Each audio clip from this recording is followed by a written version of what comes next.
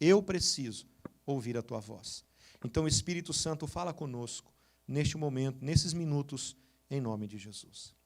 Perseverai na oração, vigiando nela com ações de graças. Tem algumas outras traduções que eu quero falar com você aqui, que diz, na revista corrigida, essa que eu estou lendo é a contemporânea, é a Bíblia Thompson, é a contemporânea, a tradução que eu mais gosto de ler e de estudar. Eu fui para outras traduções, mas eu voltei para a Thompson, porque eu amo, eu me dou bem nessa tradução, e é uma Bíblia muito completa para tudo aquilo que nós precisamos quando estudamos a palavra. A Bíblia diz na revista corrigida, no mesmo texto do versículo 2 de Colossenses, perseverai em oração, velando nela com ação de graças. A revista atualizada, ela diz, perseverai na oração, vigiando com ações de graças. Amém? A NVI diz, dediquem-se à oração, estejam alerta e sejam agradecidos. A King James diz assim, perseverai na oração, vigiando nela com ações de graças. Mas a palavra diz na NVI, dediquem-se à oração. Amados, o que mais nós precisamos nesses últimos dias que estamos vivendo, passando, enfrentando, em meio às crises, às dificuldades, não somente esse pano de fundo que estamos vivendo nesse último ano para cá, nesse segundo ano de pandemia, mas a nossa vida, ela precisa ser uma vida dedicada à oração. E não somente ser dedicada à oração, mas sempre estarmos alerta e sempre sermos agradecidos à palavra e à presença do Senhor. Aqui, Paulo está dizendo 3 coisas: persevere na oração, vigie, esteja alerta e sempre seja grato a Deus. Eu li uma frase há um tempo atrás dizendo que a gratidão é a identidade do céu. Achei interessante isso, né? Mas a gratidão realmente é uma impressão digital do céu, quando nós somos gratos a Deus por tudo que Ele faz, por tudo que Ele é, por tudo que Ele fez, não porque Ele fará, porque Ele já fez aquilo que Ele tinha que fazer pelas nossas vidas, amados. A palavra diz em Jeremias capítulo 1, versículo 12, e disse-me o Senhor, vistes bem, porque eu velo sobre a minha palavra para cumprir. Então o tema desta mensagem nesse dia é, persevere vigiando. Eu preciso perseverar na oração, mas vigiando, estando alerta para tudo aquilo que está acontecendo à minha volta, para tudo aquilo que está se passando ao meu redor. Nós precisamos estar alertas, queridos, nesses últimos dias e principalmente estarmos alertas porque o Senhor Jesus virá buscar a tua igreja e nós temos que estar sempre em vigia, vigiando a nossa conduta, vigiando os nossos pensamentos, vigiando as nossas palavras, vigiando as nossas ações, vigiando o nosso andar, o nosso meditar, vigiando. Porque se o próprio Deus está dizendo que Ele vigia, Ele vela pela sua palavra para fazê-la cumprir, isto nos ensina que nós devemos fazer como o texto realmente está dizendo. Nós temos que viver uma vida de 3 parâmetros e princípios. Primeiro, perseverança e dedicação em oração.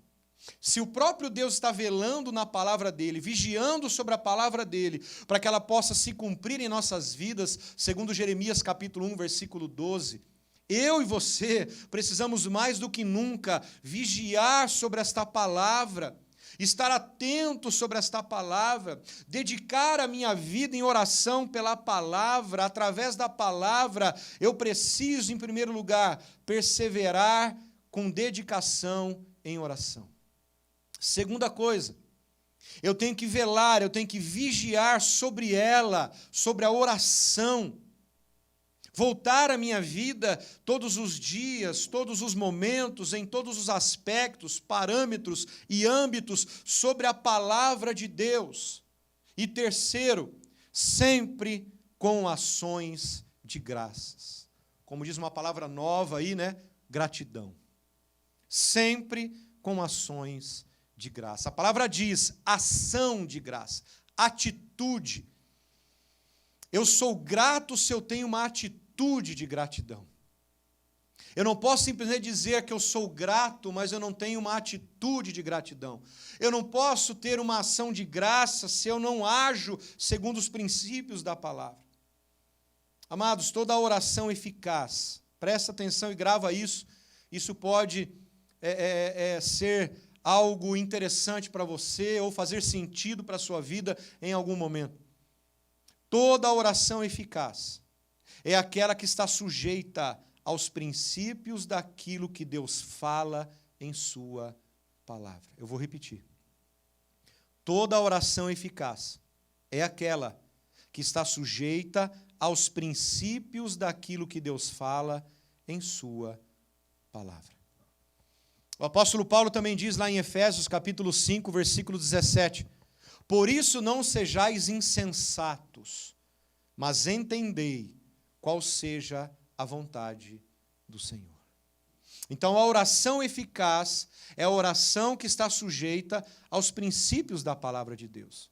A oração eficaz não é aquela oração como lista de compras. A oração eficaz não é aquela oração sujeita à minha vontade, sujeita aos meus desejos, sujeita aos meus princípios. Não. A oração eficaz é quando realmente eu deixo de ser insensato, eu entendo e compreendo qual é a vontade do Senhor para a minha vida, e eu oro sobre os princípios da palavra de Deus, e eu vou lá para Mateus capítulo 6, onde Jesus ensina a oração modelo de como eu devo me comportar diante da oração, vigiando nela, com ações de graças.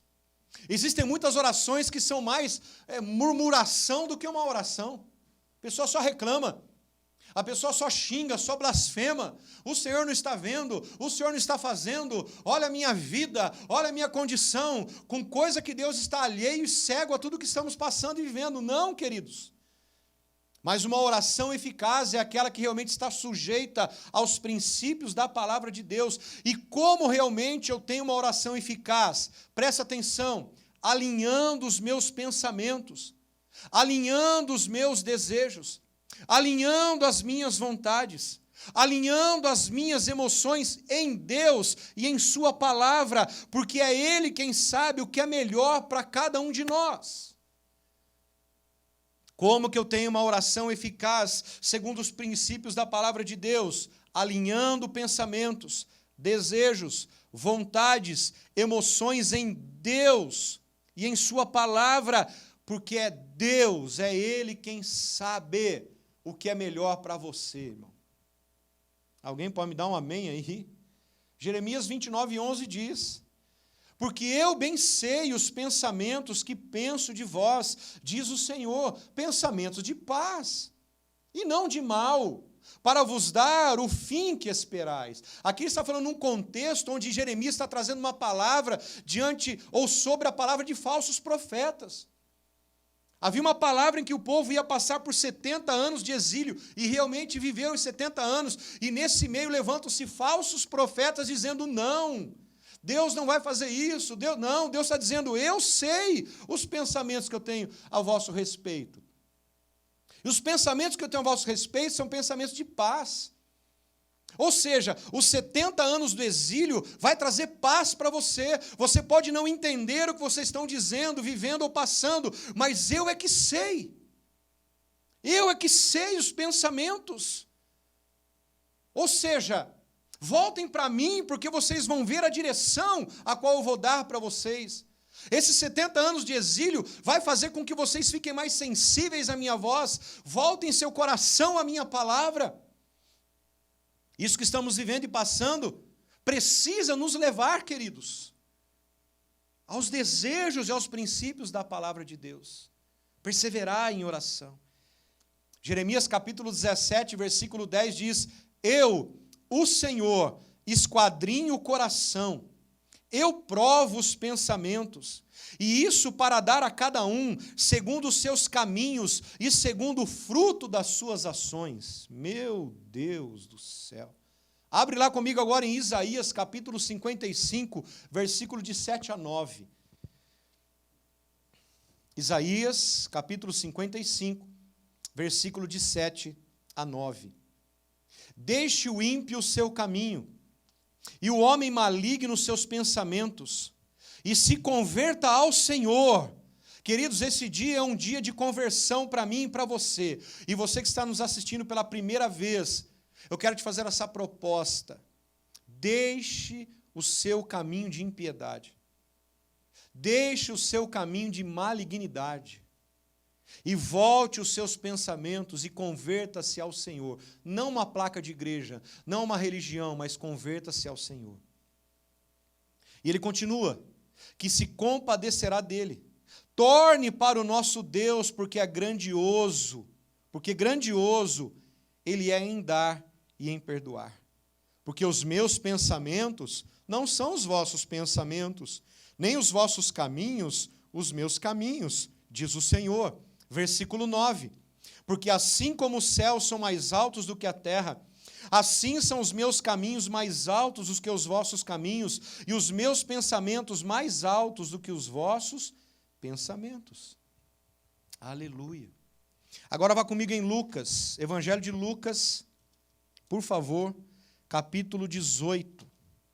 Evangelho de Lucas, capítulo 18.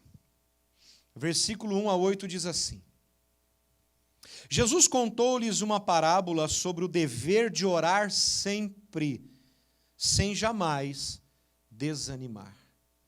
Nós não podemos parar de orar, queridos. Nós temos que orar sempre, porque a oração não deixa eu e você desanimarmos. Aí vem a parábola. Jesus dizendo no versículo 2: Havia numa cidade certo juiz que não temia a Deus nem respeitava o homem. Havia também naquela mesma cidade certa viúva que ia ter com ele dizendo: Faze-me justiça contra o meu adversário. Por algum tempo não quis atendê-la.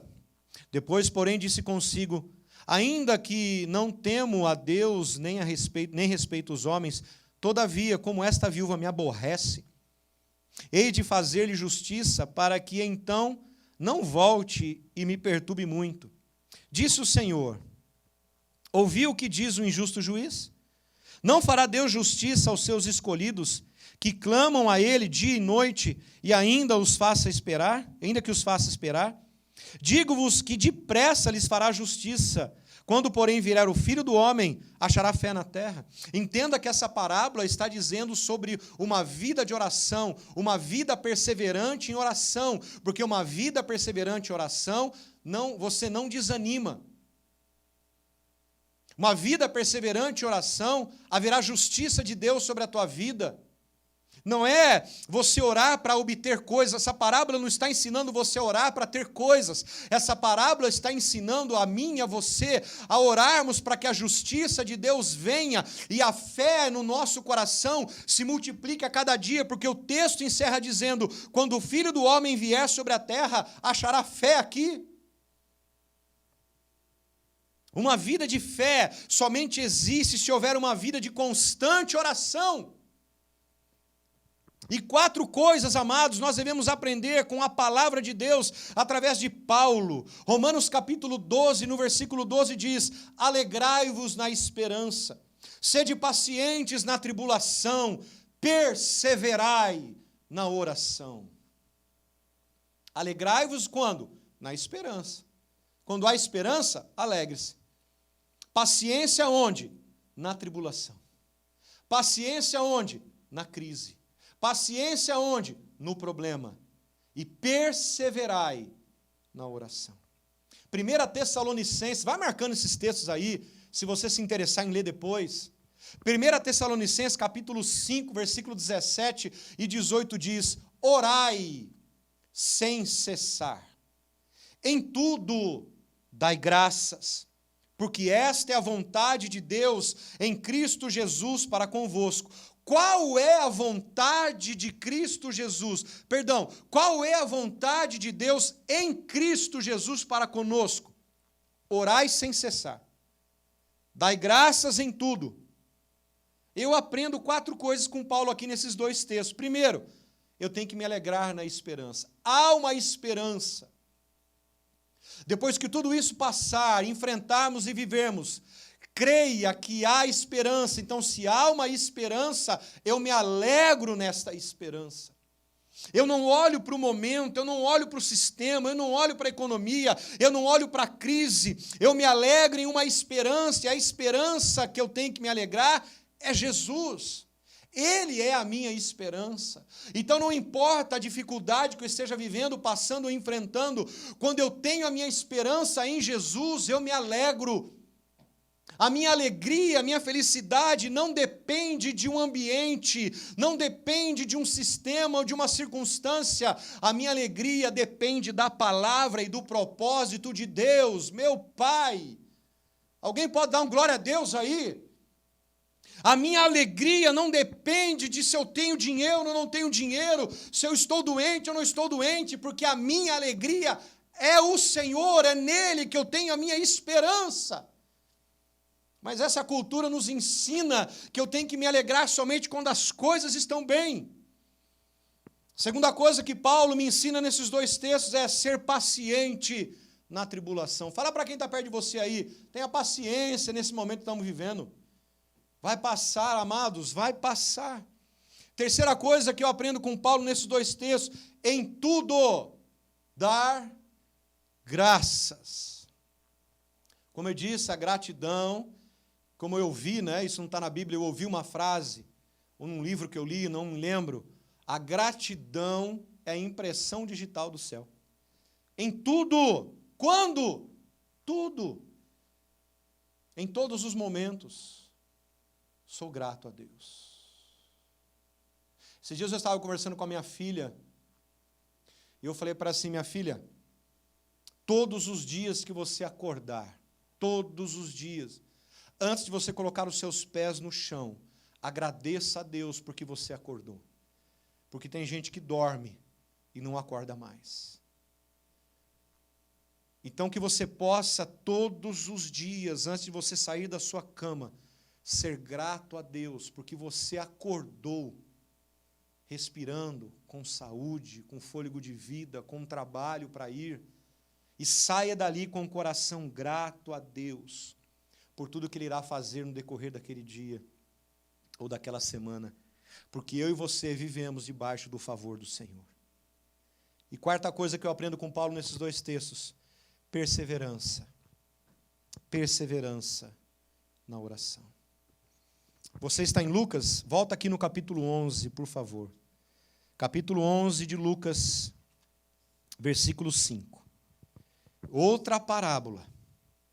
Então ele lhes disse, qual de vós terá um amigo que se este for procurá-lo à meia-noite, e lhe disser, amigo, empresta-me 3 pães, porque um meu amigo chegou de viagem à minha casa, eu não tenho o que lhe servir.